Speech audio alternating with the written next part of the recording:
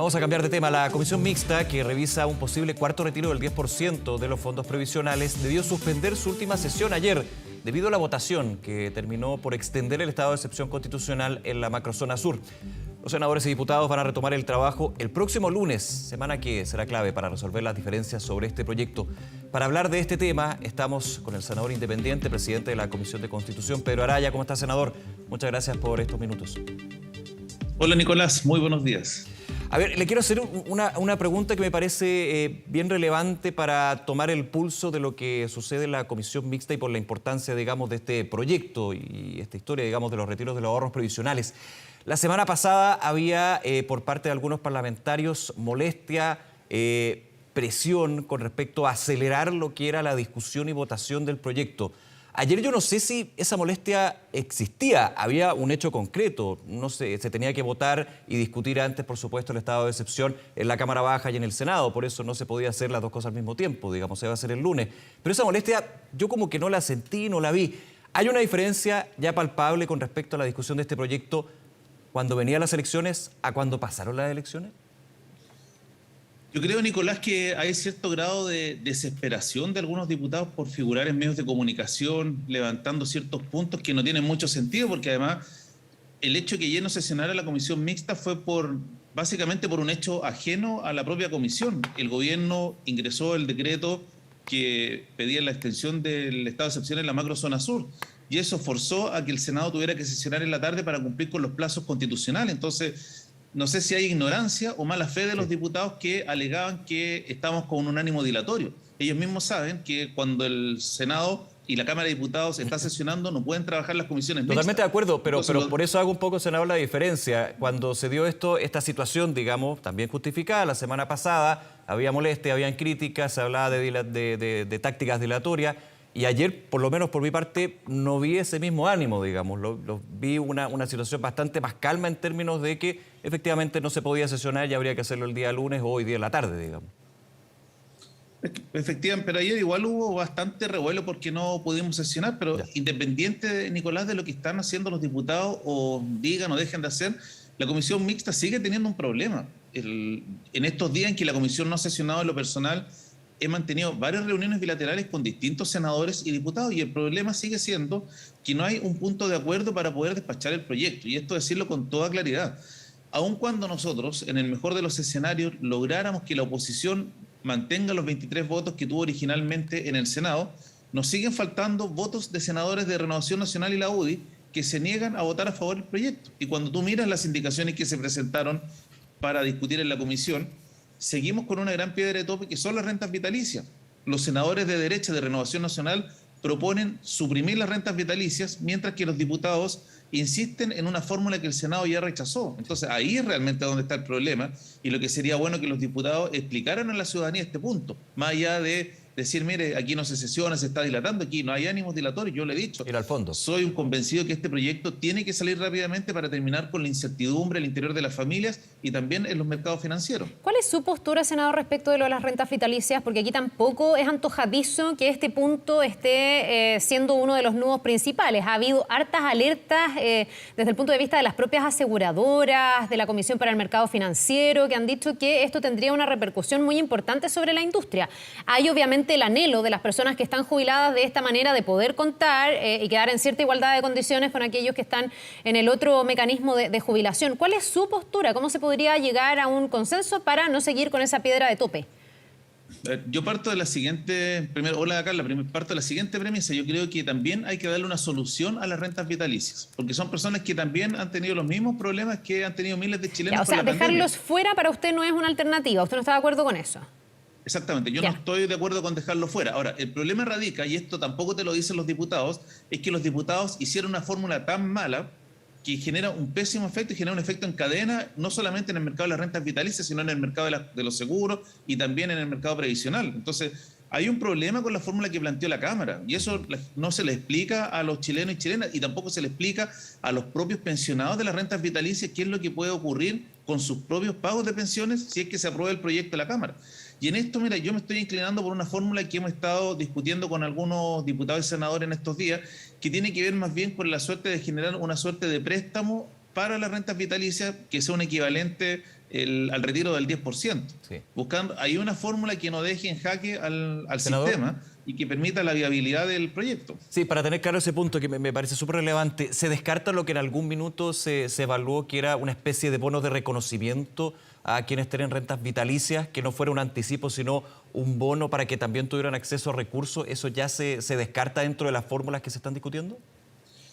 No se ha descartado porque sigue siendo una propuesta que está arriba de la mesa. Ya. Lo que ocurre es que frente a esa propuesta que surgió justamente desde la oposición, se ha dicho por parte de los parlamentarios oficialistas que de avanzarse en esa fórmula tendría que estar sentado a la mesa el Ministerio de Hacienda para dar porque es gasto público. viabilidad financiera a ese proyecto. Entonces ellos lo que tienen los senadores de derecha es que en ese caso el bono de reconocimiento necesariamente el Ministerio de Hacienda tendría que haber visto bueno por el costo fiscal que implicaría una reforma de esa envergadura. Senador, ¿este es el único punto donde no hay consenso hasta ahora o hay otros puntos donde también estén trabadas las conversaciones? Usted decía que este es el más complejo, por lo que le entendí, pero aquí se ha hablado de un catálogo de puntos complejos, se hablaba como de 9 a 10 nudos críticos donde no había acuerdo. ¿Hay puntos donde ya se despejó y se destrabó la discusión o siguen siendo esos mismos nudos? Lo que ocurre, Carla, es que el proyecto que llegó a la Cámara de Diputados era un proyecto tan malo que en la práctica lo que va a hacer la Comisión Mixta es rehacerlo de nuevo. Esos 9 puntos que tú mencionas, hay puntos que son relativamente pacíficos, en que tenemos de acuerdo más bien en el concepto, y lo que hay que hacer ahora es llevarlo a la letra, es decir, hacer las indicaciones. Esos puntos, por ejemplo, que hay relativo consenso, es que el retiro, con el efecto, a fin de evitar las eventuales externalidades negativas, que haya un exceso de circulante, que se pague en el caso que sea superior a 35F en 2 cuotas, la primera cuota a 30 días, en eso ya tenemos relativamente consenso. Hay consenso también en mantener el derecho a subrogación para cobrar las pensiones alimenticias adeudadas. Lo que se está haciendo ahí es mejorar la redacción y las propuestas que hizo la Cámara, recogiendo algunas propuestas que han hecho los tribunales de familia, producto de la aplicación práctica de los retiros anteriores. En esos temas ya hay consenso. Hay otra propuesta que en el caso mío la presenté, que dice que los retiros conforme a la ley Ricarte Soto, más que estar regulados en esta reforma constitucional que es transitoria, vayan a una ley permanente que les permita a la gente de la ley Ricarte Soto poder hacer retiros previsionales para costear enfermedades de alto costo. Y el tema de impuestos, que fue un tema que se discutió y que estaba sobre la mesa, ¿sí? Ningún parlamentario presentó una indicación señalando que debía pagarse impuesto por los retiros, entonces ese tema ya se despejó. También se despejó el tema de los impuestos. Perdón que lo interrumpa, senador, porque son tantos temas y la gente nos estará viendo y diciendo ya, pero no entiendo cómo quedaría el proyecto. El tema de los impuestos se despejó, es decir, si esto se aprobara, no habría que pagar impuestos, ni siquiera las rentas más altas. Exactamente, no hubo ninguna indicación proponiendo el cobro de impuestos, entonces el tema en este minuto está despejado. Ahora, puede ser que el lunes cuando sesione la mixta alguien lo proponga como parte de la negociación para destrabar, pero en este minuto es libre de impuestos y de todo gravamen. Ya, y el tema de las cuotas, porque ahí también había un tema, si se pagaba todo directamente, si se hacían 2 cuotas como el primer retiro, ¿eso está destrabado o también es parte del problema? Va a ser parte de la conversación, pero yo creo que hay relativo consenso al interior de la comisión mixta después de escuchar fundamentalmente a los reguladores, al Banco Central, de la necesidad de utilizar la misma fórmula que se utilizó en el primer retiro, que en el fondo eran 2 cuotas, a 30 y 60 días. Y aquellas personas que retiren menos de 35F, que es la gran mayoría, ellos van a retirar en una sola cuota. Senador, ¿usted tiene la convicción de que si llegan a consensos y tratan de arreglar ese muy mal proyecto que usted dice hicieron los diputados, van a lograr un proyecto que no tenga los efectos adversos que han señalado? Yo creo que, bueno, si digo todos exagero, pero casi todos los expertos que han desfilado por el Congreso dando cuenta y alertando de lo que podría suceder en una economía que ya está sobrecalentada, inyectándole más liquidez con un cuarto retiro que complicaría y que además daña el sistema previsional y las cuentas individuales de las personas. ¿Usted cree que si logran ponerse de acuerdo pueden llegar a un proyecto que no tenga esos efectos? Porque los que se oponen lo que dicen es que hagan lo que hagan, los efectos van a ser adversos. A ver, yo creo que hay 2 preguntas en tu pregunta. La primera, lo que estamos haciendo con estas indicaciones, justamente el pago en 2 cuotas y en plazo, justamente lo que busca es tratar de evitar las posibles externalidades negativas. Estamos conscientes que los retiros efectivamente van a significar un ingreso importante circulante a la economía, pero con esta fórmula de 2 cuotas y además parcelado, ese efecto se logra disminuir, entonces no serían tanto los efectos negativos. Y la segunda pregunta, yo creo que es una pregunta que es mucho más de fondo, que tiene que ver con el sistema previsional chileno. Yo soy un convencido que sea quien gane la elección el domingo, sea Gabriel Boric o sea José Antonio Kast, no van a poder eludir una discusión que es mucho más de fondo, que tiene que ver con el modelo previsional que queremos como país.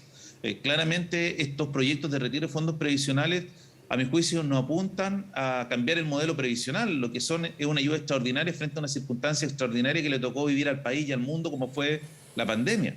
Pero no podemos cerrar los ojos y decir que, bueno, que esto no ha tenido un efecto en el sistema previsional, y por eso claramente el próximo presidente de la República tendrá que proponer una reforma estructural al sistema previsional.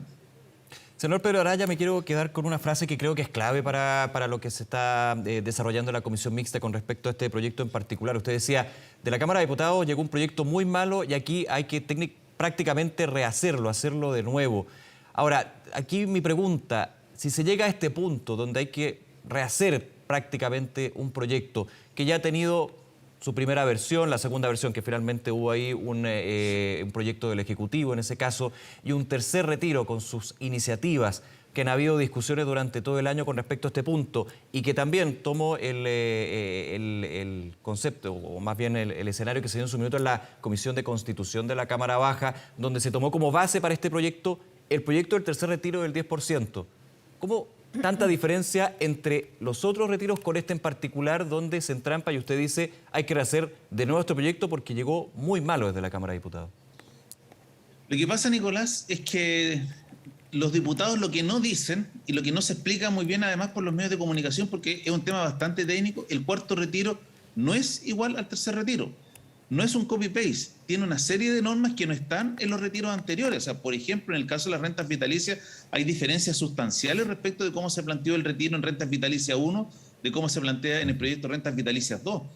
Este cuarto retiro trae normas sobre efectos retroactivos del tercer retiro, que eso tampoco se discutió en ninguno de los retiros anteriores.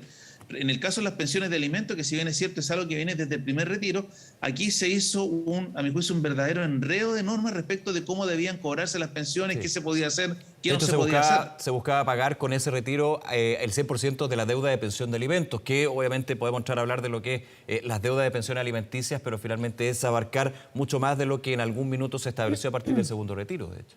Sí, pero es que Nicolás no tiene que ver con eso, porque seguramente eso va a ser un punto de discusión en la comisión, si se puede retirar solo el 10 o el 100.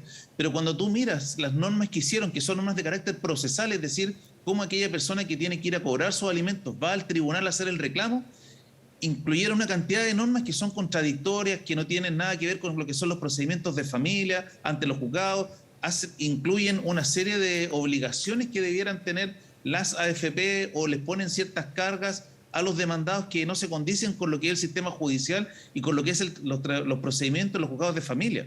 Entonces, por eso digo, no son proyectos iguales cuando tú los miras. Y por eso es bien curioso, senador, porque finalmente yo entiendo lo que usted me comenta. Este proyecto de cuarto retiro es distinto a los otros tres, o desde la moción parlamentaria hablemos del primero y el tercero, digamos, para ser más exacto, son totalmente distintos, y es porque se le agregaron muchas cosas, porque de alguna manera se buscó una ambición de aumentar lo que eran las facultades que daban con este retiro, y finalmente se terminar con un proyecto virtuoso a uno completamente distinto. ¿Qué pasó ahí?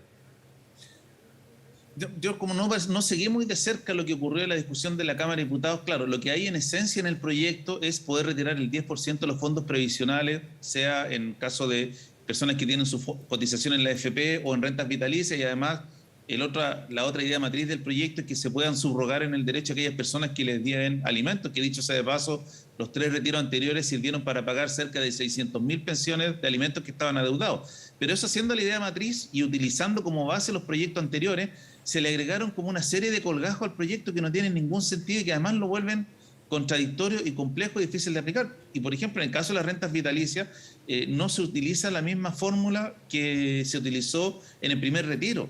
Se cambia el concepto, por ejemplo, de reservas técnicas. Se trae a colación una norma de efecto retroactivo respecto del tema del reembolso que tienen que hacer los pensionados a las compañías.